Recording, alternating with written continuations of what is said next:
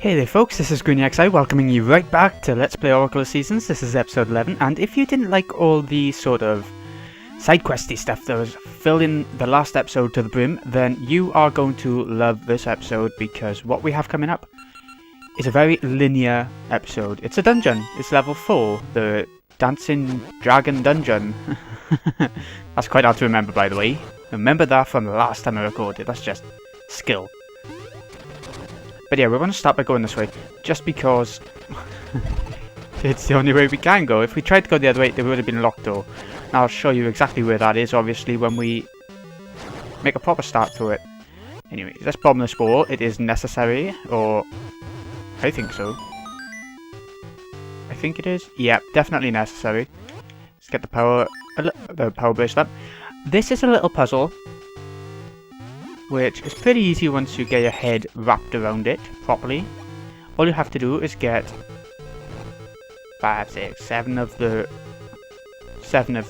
jars or pots, whatever you want to call them, onto the buttons, and then you have to stand on the last button, and that's exactly what we're about to do.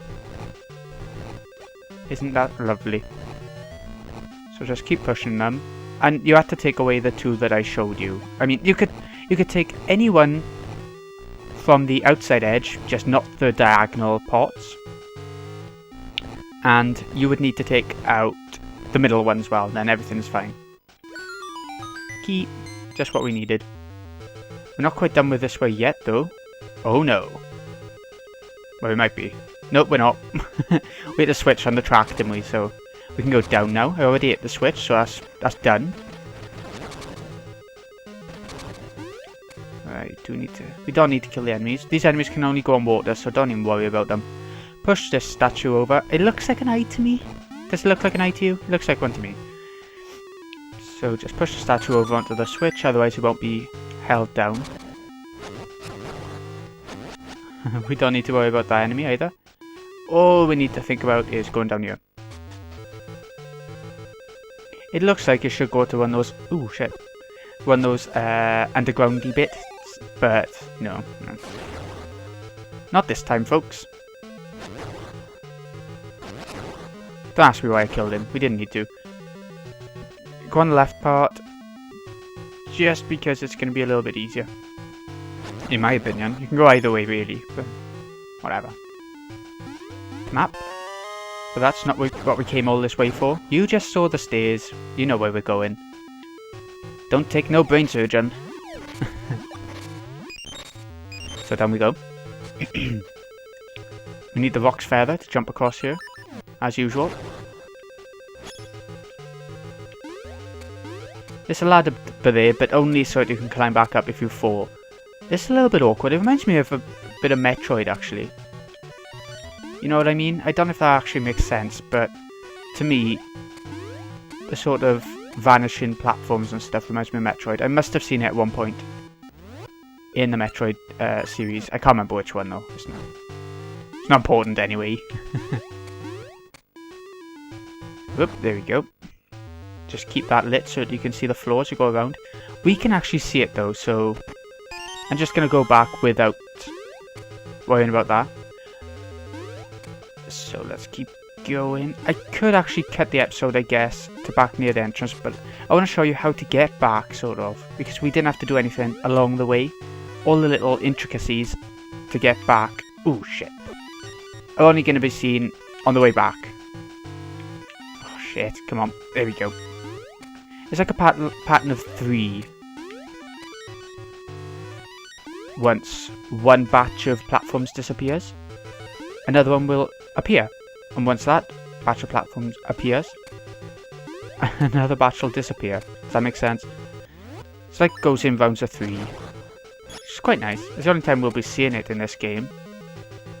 It's a bit sad, that is. I quite like that little effect. Platformy vanishing effect. It's just a bit sad that it's only seen once, but it doesn't matter really. Let's keep going. We should be able to do this dungeon in one episode. I'm thinking so anyway. Right, like I was saying, we never got to see how to open the door to get back, so... Oh shit. So we're gonna do it. I called this the water dungeon of the game. I don't know if that's 100% true. There's definitely a lot of water around. But is it the water dungeon of the game? Is there one with more water? We'll have to keep playing and find out, I guess. Yes, I think that's the best way to go about it. Let's go down, and we're now back at the entrance, so I can show you where the locked door is, and it's over here. And we still have another key left over as well, which is incredibly nice. Let's get the bombs out. We're going to be needing them in a moment. To think that we're so close to the mini-boss already. It's not a short dungeon, it's just you have to know which ways to go first, you know. You can't be going in the wrong direction all the time, otherwise it'll take a long time to get through the dungeon by just guessing. But the first time through the game, you just have to guess, don't you? That's the thing with Zelda games. You explore the dungeons, you find out which ones are the right ways to go, and whatever. We need to push this, but which way? Which way? Okay, I've pushed it every way, so that's obviously not going to work. Maybe we need to kill the enemies first. Try again. There we go. Maybe it would have worked anyway. Maybe it's just glitching up a little bit. Who knows? And I get this on again so we can get a bit of health back, because to be honest, the mini-boss that's coming up is the hardest in the whole game. It's quite possibly the hardest enemy in the whole game, including the bosses. Except for the last boss, maybe. Right, dive under these. Can't jump in the water.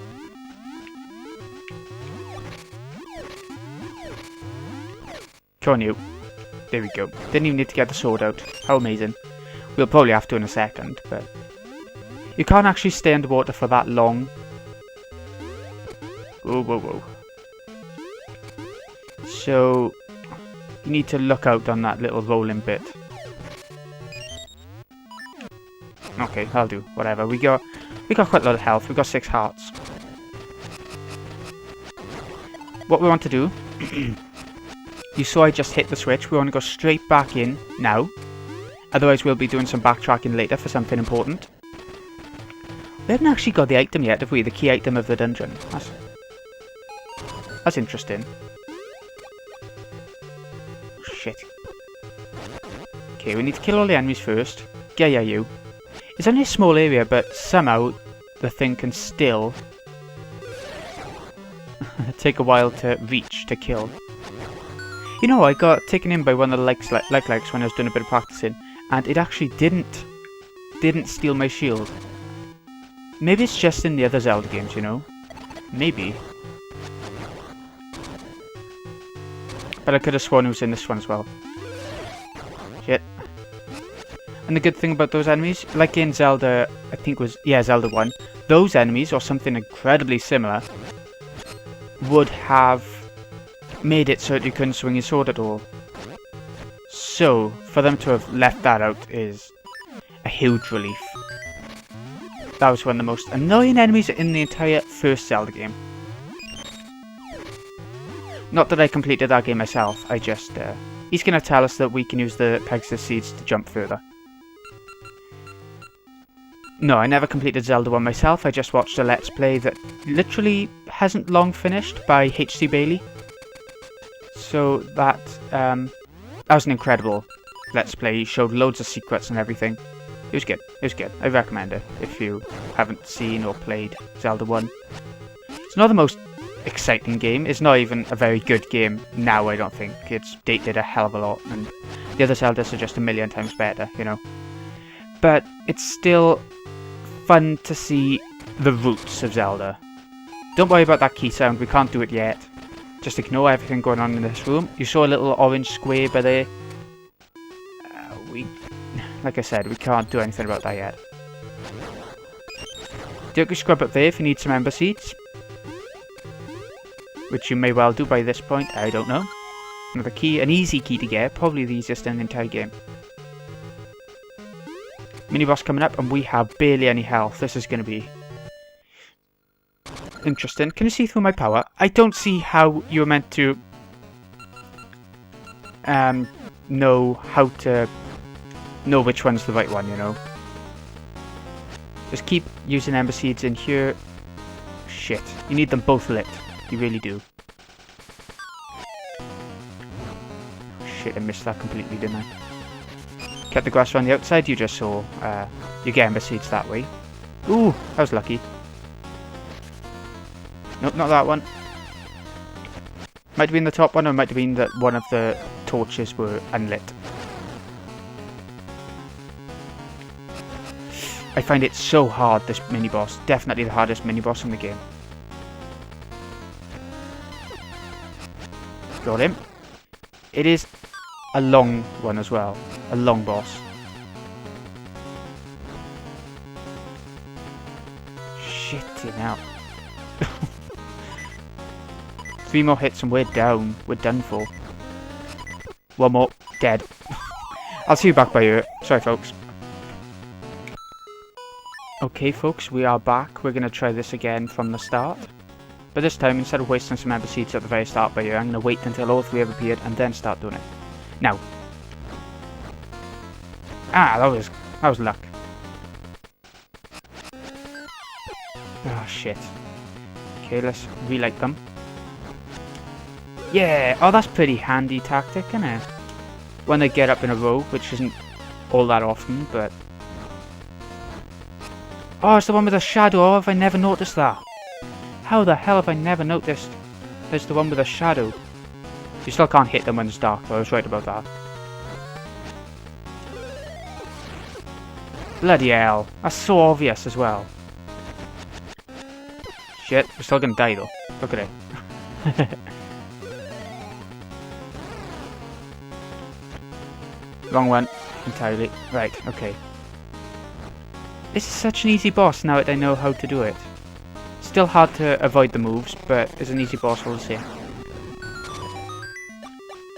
Okay, if we go right, this is just a sage. We're not going to worry about that. He'll just tell us a little bit of information about the place.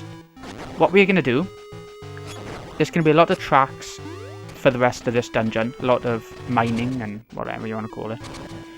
We're going to go the only way we can go at the moment, and that is down here. And I'm pretty sure you know what's going to be at the end of the path. And yeah, you should know. Right. I'm not sure if this is necessary, but it's better safe than sorry kind of thing. So let's get running. Put the Pegasus seeds on and the Rock's Feather just in case you need to jump over these enemies, which I did very badly there. And here's our reward. The item of the dungeon, the slingshot. It doesn't replace the satchel though, because they both have uses. Yeah, they both have uses. So, now we're going to head back to pretty much where the teleporter was. Shit, I missed the heart. It was just in the middle of the doors. That's a bit gutting.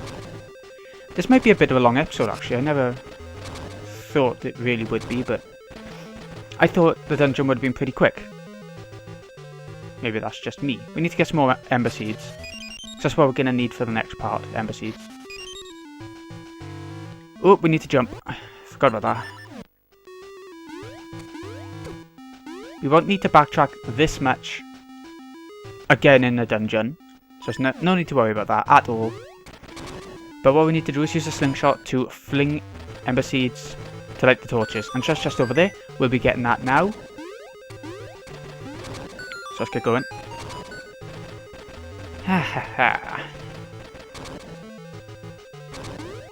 And get the Rock's Feather back on. I keep trying to call it the jumping feather, which it is. That's all it is, but I better not.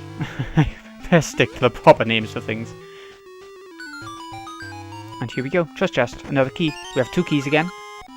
But I think it is a good time to cut the episode short. And I do apologise, but maybe? Maybe not.